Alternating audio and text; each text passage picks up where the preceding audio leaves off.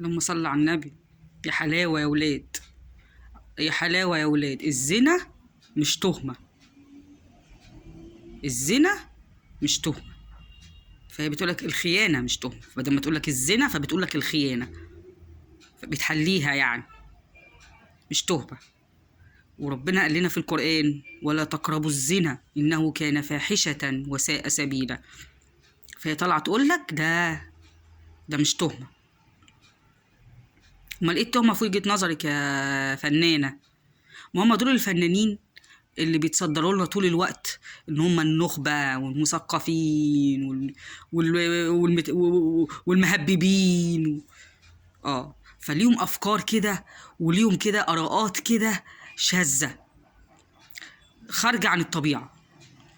ما دي اللي كانت طالعة برضه قبل كده تقول لك حجاب اتحجب ليه، وان ربنا خلق لي شعري ليه وداري ليه. بقمة التحدي لله.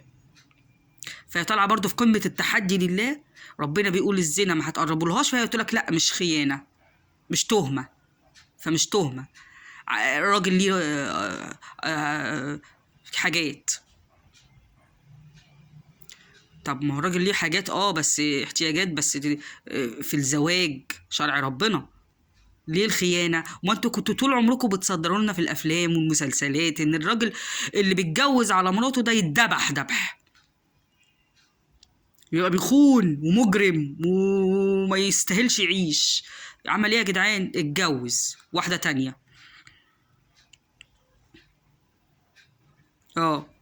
كان طول عمركم بتصدروا لنا ان ده كده يا لهوي عمل اللي ما يرضيش ربنا. فتطلع دلوقتي تقولي ان يبص بره كده ولا بتاع وفاهمه